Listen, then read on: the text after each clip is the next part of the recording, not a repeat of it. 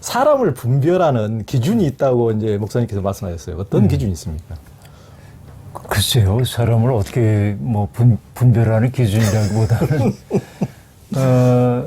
세상에는 뭐 어쨌든 그 자기를 중심에 놓고 세상에 중심에 놓고 늘 생각하고 판단하고 행동하고 이런 사람들이 있죠. 그러나 아까 얘기한 대로 인간이라는 게 사람과 사람 사이에 살아야 하기 때문에 내가 행복해지지 않으면은 나 또한 행복을 느낄 수가 없다는 근원적 사실을 알아차리고 사는 사람도 있거든요. 세상에는. 그래서 사람이 성숙해진다고 하는 것을 저는 어떻게 보냐면은 자기 속으로 구부러진 마음, 이게 이제 그 타락한 마음인데 그 자기 속으로 구부러진 마음을 타락한 마음 혹은 죄라고 얘기할 수 있겠고, 그러나 거의 모든 사람들이 본능적으로 자기를 우주의 중심에 놓고 살게 되죠. 내가 고통스러우면은 세상 모두가 다 나의 고통에 응답해야 하는 것처럼 생각이 된단 말이에요. 내가 어려운데 저 사람이 그렇게 반응을 안 해 좀 속상하잖아요. 서운하고. 그래서 그렇게 이제 되죠. 근데 이게 점점 성숙해 가면서 나의 밖에 타자들도 나못지 않은 고통을 겪고 있다는 사실을 알아차리기 시작한다면 조금 나 중심에서부터 노연할 수 있는 가능성이 있다고 보여져요. 결국 신앙생활 한다고 하는 건 뭐냐면 자기를 중심에 놓고 생활하던 삶의 방식에서 벗어나서 타자들을 배려하고 그 마음을 알아차리고 그의 시린 마음을 어떻게든지 덜어주려고 하는 이런 삶으로 바뀌어가는 거라고 생각할 수 있겠는데요.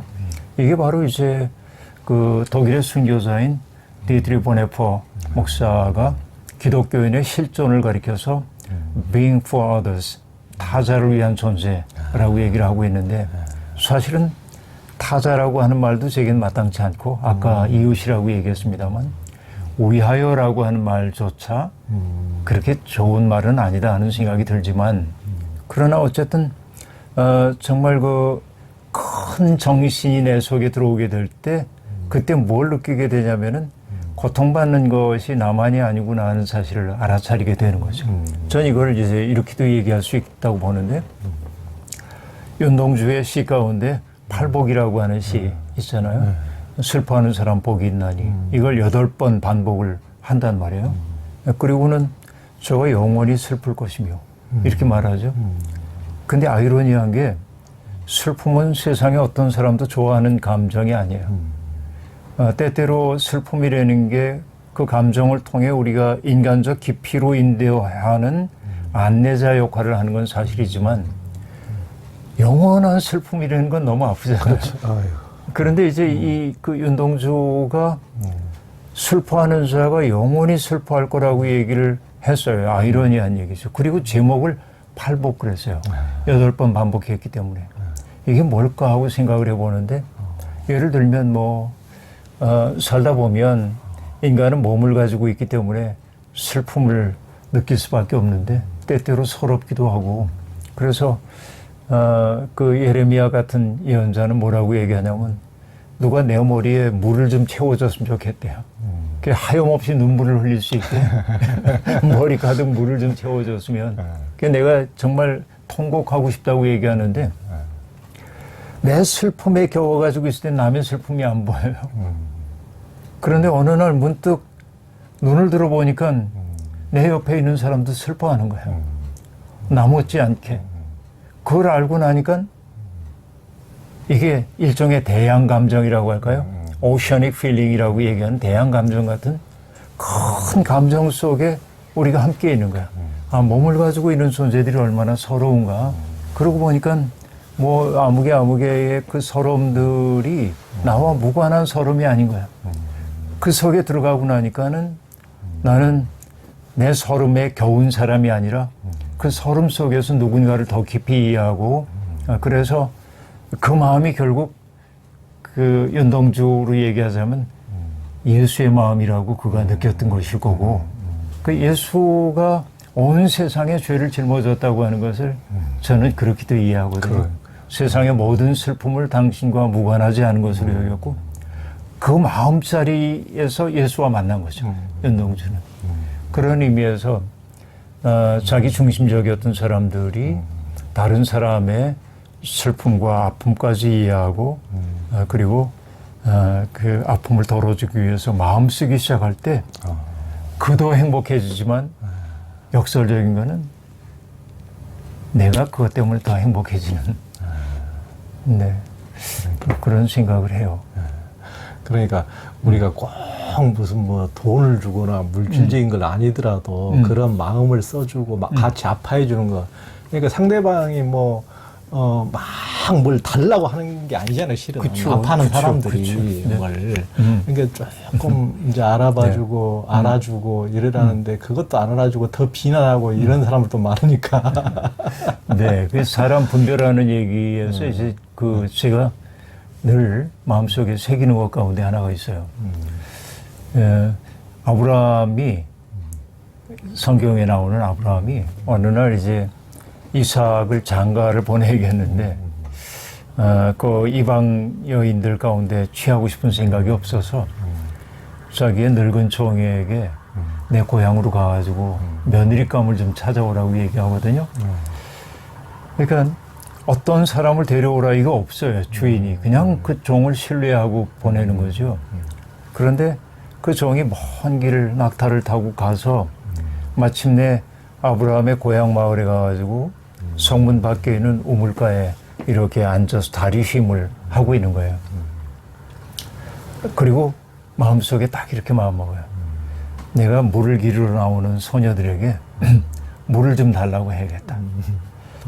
그때 그 소녀가 물동이를 기울여서 내게 마시게 할 뿐만 아니라 낙타에게도 물을 먹이겠다고 한다면 바로 그 사람이 하나님이 정해주신 사람임을 알겠습니다. 이렇게 얘기하거든요.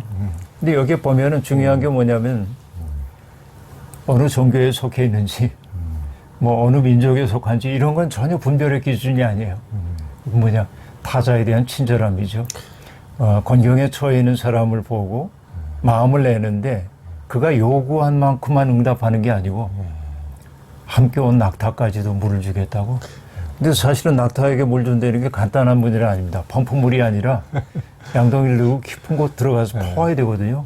매우 수고스러운 일인데 누군가를 위해 친절할 뿐만 아니라 수고스러움을 아끼지 않는 사람이라고 한다면 정말 좋은 사람 아닌가 싶어요.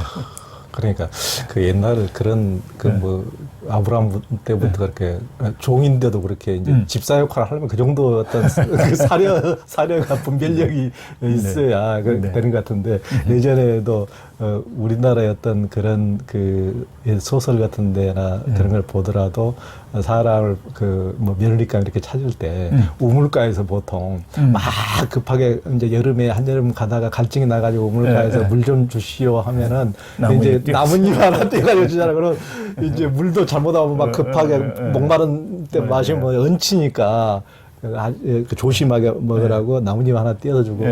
야, 이 지혜롭기까지 하구나. 그렇죠. 그래 이제 그걸 보고 딱 이제 사람을 알아보는 그런 안목. 그게 딱 일상의 그것에 이제 그게 어떤 친절과 지혜가 배어 나오는 거죠, 그게. 삶에서. 네, 배어 나오죠. 그러니까. 그런 이제 그 통상 차별하고 배제하고 왕따시키는 사회에서 이제 낙인을 찍는 희생양이 나오기 마련인데요. 아무래도 이제 동네에서 예전에는 꼭 이제 요즘에는 그런 말 못하고 예전에는 꼭 누군가 후레자식이라고 이제 그런 고개를 절레절레 이제 젓는 그런 사람들이 꼭 있게 마련인데 그들 나름대로 또 쓸모가 있다면서요. 그 쓸모라고 하는 말이 사실은 좀 불편한 말이긴 해요. 왜냐하면은 쓸모라고 하는 말을 이제 그 자본주의적인 개념이죠. 어떻게 보면은 사람을 수단으로 생각하는 것이니까. 그래서 쓸모의 관점에서 사람들을 평가하는 세상이기 때문에 내가 쓸모 있는 사람임을 드러내 보이기 위해서 사람들이 스펙을 쌓는 일에 최선을 다하고 그래서 이제 스펙이 별로 좋지 않은 사람은 쓸모없는 사람으로 여겨지기도 하고 그러나 큰 관점에서 보자고 한다면은 쓸모 있는 사람들이 늘 좋은 사람인 것만은 아닙니다. 가장 좋은 스펙을 가지고 있는 사람이 오히려 역사 앞에 더 큰 죄를 짓기도 하고 우리 사회에 많은 문제를 일으키는 사람들 가운데 하나가 쓸모 넘치는 분들이 많은 문제를 일으키기도 하는 게 이제 사실이죠. 그래서 네, 너무나 많은 사람들이 섞여 살고 있는 게 우리가 살고 있는 세상의 모습이라고 볼 수 있겠는데, 우리가 이제 돌로 쌓은 담들을 보면은 어쨌든 뭐 다양한 모양들이 있잖아요. 큼직큼직한 돌들이 쌓여져 있는데, 돌담에서 중요한 것은 그 틈새를 메워주는 작은 돌들도 그렇죠. 쓰임새가 있거든요. 그렇죠. 그러니까 불필요한 것은 아무것도 없는 것이죠. 근데 바울 사도도 똑같은 얘기를 우리에게 들려준 적이 있습니다. 교회를 그리스도의 몸이라고 얘기하면서 몸에 있는 각 지체가 저마다의 역할을 다 감당해야 하는데, 뭐 손이 발더러 내가 하는 일이 훨씬 더 커라고 말한다든지, 눈이 뭐 입더러 내가 보지 않으면 넌 먹을 수도 없어라든지 이런 말을 하면 안 되죠. 유기체니까 전부 이렇게. 그런데 바울 사도가 기가 막힌 얘기를 했는데요. 몸에서 가장 연약한 지체가 가장 소중하대. 이게 눈에 띄지 않을는지 모르지만은 그 지체가 고통을 당하면 몸 전체가 고통당할 수밖에 없는데요. 세상도 그런 것 같아요. 어쩌면 이거는 정말 객관적인 얘기가 아니라 그저 종교인으로서 하는 얘기라고 본다면 세상에 가장 연약한 사람들이야말로 내가 인간이라고 하는 사실을 느끼게 만드는 것 같아요. 인간이 해야 하는 일은 뭐냐면 본능에 따라서 하는 사람이 아니라 누군가의 고통을 보고 도와주고 싶은 마음을 불러일으키는 것. 이게 인간다움이라고 볼 수 있겠는데, 세상에서 연약한 그들의 존재 때문에 오히려 내가 맑아지기도 해요. 그 고통 그 자체를 우리가 긍정적으로 보자는 얘기는 아니고, 어린아이가 하나 있습니다. 갓 태어난 아이를 보면은 가장 취약해요. 그런데 그 어린아이에게 다가가는 모든 어른들은 저는 이렇게 얘기해요.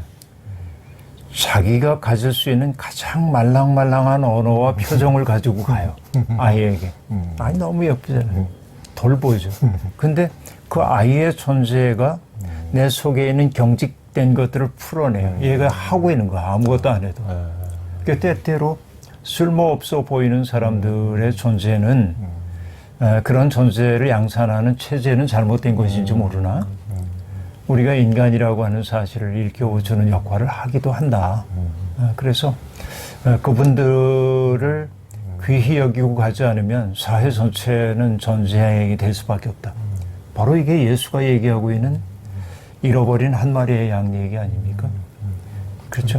99마리가 제자리에 있지만은 한 마리가 길을 잃었을 때 99은 저 하나 때문에 우리가 얼마나 불편해라고 얘기하지만은 목자의 심정은 길 잃어버린 그 양이 느끼고 있는 공포와 두려움, 그리고 주인이여 나를 끝까지 포기하지 말아주세요 라는 그 마음을 품을 텐데, 결국 그렇게 하게 될 때 이 99도 뭘 느낄 수 있냐면 내가 길을 잃어버려도 버림받지는 않겠구나 하는 걸 느낄 수 있고, 서로에 대한 신뢰가 만들어지는 게 그런 거 아닌가 생각해요. 그렇죠. 네. 그러니까 저 같은 사람도 젊었을 때 길을 잃어버리고 학교도 그만두고 그냥 뭐 고등학교도 그만두고 돌아다녔지만 제 어머니가 그런 신뢰감을 잃지 않고 끝까지 기다려주고 인고하고 그랬기 때문에 결국은 이제 돌아온 게 있는데, 그런 목사님께서 책에도 이제 후레자식 그게 이제 최근에 돌아가신 송기숙 선생님이 맞아요. 이제 그게 마을 공동체 얘기하면서 마을 하시는 공동체 얘기죠. 네. 그런 꼭 후레자식이 있다 그러지만은 그들 얘기하면서 사람들이 자기의 모습을 돌아보고 그렇죠. 자기를 점검하는 이런 이제 그런 역할을 또 하게 된다.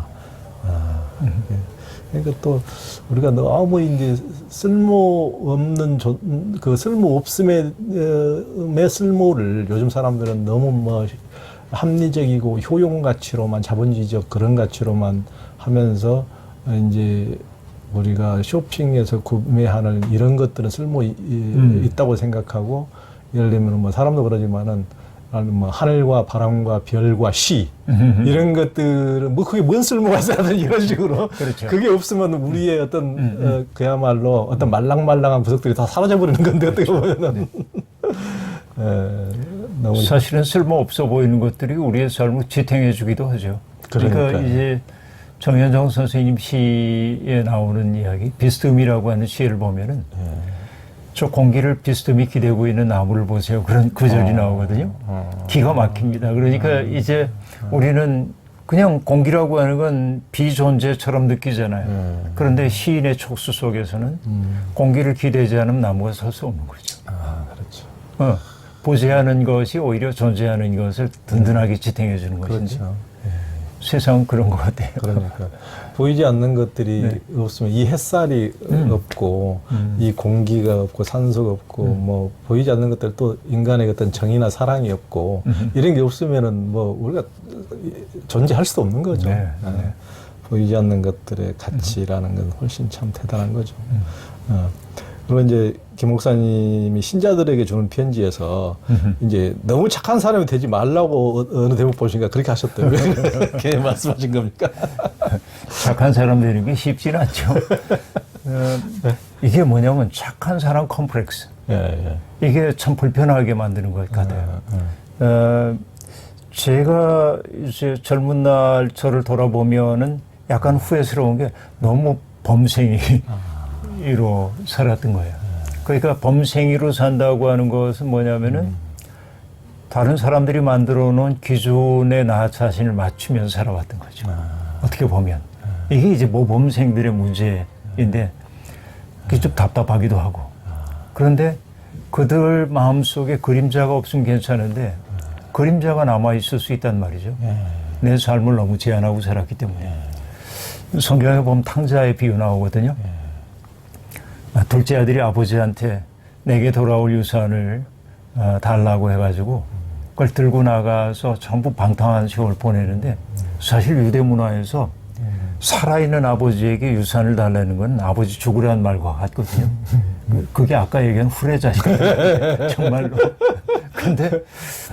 근데 생각해보면 아버지는 얘가 돈 버는 일에 크게 기여한 적이 없는 이 아이가 이 많은 돈을 가지고 객지에 나갔을 때 어떻게 살는지 보일 거예요. 그러면 내가 아버지라고 한다면 안 돼라고 얘기할 것 같은데 비유 속에 등장하는 아버지는 허용을 해요.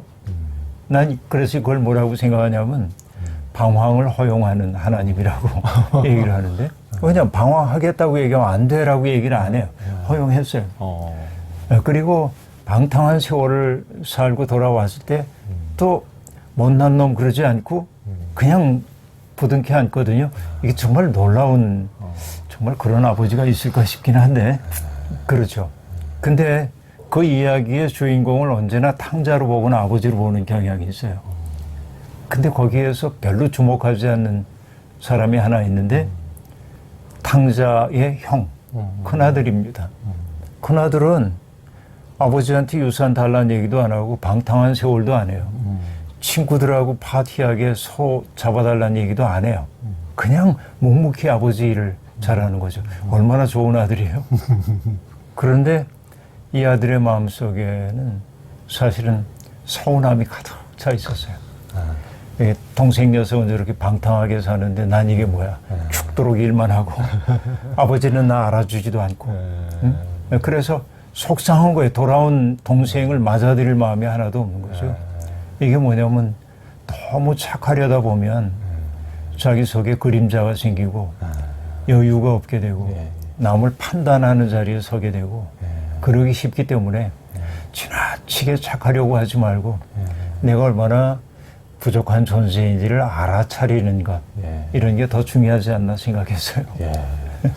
그러니까 우리 목사님은 실제 착하기도 하니까 뭐 그림자 없이 착하고 저는 안 착한데 사람들이 제가 착한 줄 알아서 곤란할 때가 그래요? 표리부동형 얼굴인지 안 착한데 착한 줄로 사람들이 착하게 가지고 그러면 나중에 이제 분명히 나 직접 보니까 안 착하네.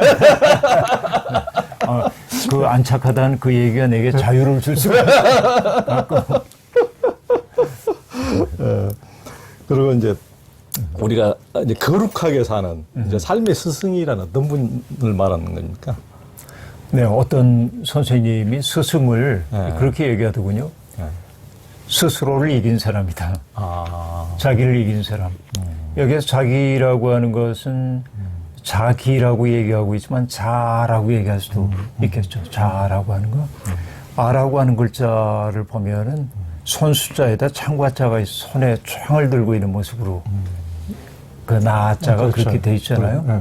그러니까 자아가 강한 사람 만나고 나면 내 몸과 마음에 상처가 많아요. 너무 자아가 강한 사람 만나고 나면은. 그런데 어떤 사람 만나고 돌아오면은 평안해요. 그 왜 그럴까 하고 생각해 보면 그 사람은 자기의 자아를 가지고 남을 찌르지 않기 때문에 그래요. 고집스럽지도 않고. 그러니까 그 성의는 어떤 그 그릇에 담기지 않는다는 옛말도 있긴 합니다만은 만나는 어떤 대상들을 그 대상에 따라서 담아내 주는 거죠. 이게 이제 큰 정신이라고 볼 수 있겠는데 스승은 뭐 말장난이긴 하지만은 스스로를 이길 승자, 이긴 사람이다. 자기를 이긴 사람이 스승이다. 그래서 우리가 스승에게 배우는 것은 어떤 지식, 삶을 위한 방편, 쓸모 있는 존재가 되는 법 이런 게 아니고 어떻게 보면은 그분의 존재 자체가 우리에게 드러내 보이고 있는 그런 그 태도라는 생각이 드는 거죠. 그게 이제 무엇보다도 중요한 일이라는 생각이 드는데, 그러니까 예컨대 사람, 제가 이제 그 예수님을 만나고 싶을 때가 있거든요. 왜 그러냐면 예수님이 어떤 가르침을 주실까, 뭐 어떤 기적을 행하실까 하는 관심이 아니에요. 뭘 보고 싶으냐면 예수님은 당신 앞에 오는 사람들을 어떻게 응대하실까, 그 표정, 태도, 그리고 고통받는 사람들이 고통을 드러낼 때 주님의 눈빛이 어떠했을까? 그리고 음식을 드실 때는 어땠으며 길을 걸어가실 때의 모습은 어땠을까? 기도할 때는 어떠셨을까? 그걸 보고 싶은 거예요. 그러니까 진짜 스승은 뭔가 내게 필요한 지식을 주는 사람이 아니라 사람이 무엇인지를 그냥 존재로서 보여주는 존재가 스승이라는 생각이 들고, 제가 얼마 전에도 그 어느 학교의 선생님들을 대상으로 강의를 했습니다만 강의하다 문득 그런 얘기를 했어요. 10년, 20년 지나면 지금 선생님들에게 배운 교과목은 아이들은 아무 기억이 안 날 겁니다. 그러나 그 선생님들의 말 한마디, 어떤 그 상황이 벌어졌을 때 그 선생님이 보여주셨던 태도, 이거는 그 학생들의 마음속에 깊이 흔적을 남기게 될 거고 오히려 그게 더 큰 교훈일 수 있다는 얘기를 했는데요. 그런 것 같아요. 저도 인생 살면서 스승이라고 마음속에, 그분은 날 인정 안 할지 몰라도 마음속에 스승이라고 생각하는 분들은 바로 그런 태도를 통해서 가르치셨어요. 아무것도 안 가르쳤지만 가르치셨어요. 그 느낌이 듭니다. 네, 그럼요. 그러니까 참 우리 목사님도 효창공원이나 어디 숲길에 산책하다가 멀리서 옛날부터 목사님 쫙 보이면 목사님이 얼마나 이렇게 활짝 웃어지고 햇살이 쫙 머리에서 비치는 햇살이 쫙 비치는 이렇게 사람에 대한 그 어떤 태도가 이제 그런 걸 보는데 제가 예전에 그 한 5년 전에 저기 이제 미국의 브루도프 공동체 가서 보면은 거기 이제 그 제일 지도자 크리스토퍼 할아버지가 제가 이제 다녀와서 1년 뒤에 이제 돌아가셨는데 굉장히 몸이 불편하시고 그래서 그 할아버지 돌아가셨을 때 제가 또 거기 가 있었어요. 아, 그러셨구나. 그러셨어요? 그 할아버지가 그 굉장히 몸이 그 전부터 불편하셨거든요. 몸이 불편하시고 거동도 좀 불편하시고 하는데 거기는 거의 그 매일 그 잔디밭에서 그 모임을 하잖아요. 네. 그러면 모든 사람 뭐 공동체 식구도 많기도 하는데 한 300여 명. 그 어쩌면 한 사람 한 사람을 오직 그 사람밖에 없는 듯이 이렇게 맞아주고 다 나 같으면은 좀 내 마음에 든 사람만 활짝 웃어주고 안 든 사람은 좀 별로 그냥 빨리 야 자리 좀 빨리 비켜라 이렇게 할 텐데 그냥 이 한 사람 한 사람을 네. 다 그냥 이렇게 환대하는 걸 보고 야 참 드물다 그런 느낌이 들더라고요. 자기를 비우지 않고 그렇게 안 될 것 같아요. 내가 판단의 주체가 되어서 어떤 사람들을 이렇고 저렇고 이제 분별하기 시작할 때 내가 친절할 수가 없죠. 날 그냥 완전히 열려있기 때문에 누가 와도 웰컴. 그러니까요. 네. 참 그런 그러니까 거기도 그러고 하여튼 이제 굉장히 제가 봤을 때는 예전에 이제 달라이라마를 매번 뵀을 때도 좀 그런 분들도 그러더라고요. 야 그렇게 피곤하고 그렇게 많은 사람을 만날 때인데도 그 사람이 사람 한 사람한테 정성을 안 기울인다는 느낌이 없더라고요. 그렇게 정성을 기울이고 참 드물다 이런 생각이 들었습니다. 그런 이제 코로나 시대에 이제 우울감을 느끼는 이들이 굉장히 많은데요. 어떻게 덜 외롭고 덜 우울하게 살 수 있을까요? 글쎄요, 그 방법을 나도 알면 좋겠는데. 일전에 그 대학에서 가르치고 있는 몇몇 분들하고 만나서 이야기를 나누는데 어떤 분은 재미나는 게 대면하여 강의를 하지 못하니까 좀 힘들다 하는 분도 있고 대면 안 하니까 정말 좋다. 이렇게 말하는 맞아요. 그렇게 말씀하신 분 네, 꽤 있어요. 되죠. 왜냐하면은 강의를 하면은 절반은 자고 또 절반은 자기 전공 공부하고 있고 절반은 오락하고 있고 뭐 이래서 자기가 상처를 받는데 오히려 비대면 하니까 자기가 내준 과제들 수행해야 하고 그러니까 학습 능력도 옳고 이제 그러는데 문제는 뭐냐면 계속 그 얘기가 반복되네요. 인간인데 사람인데 간이 있어야 하잖아요. 비대면 시대가 돼가지고 이는 있는데 간이 없게 돼요. 사이가 아닌 사이가. 예. 간은 없는. 이것이 이제 우리에게 우울감 좀 만들어주는 것 같아요.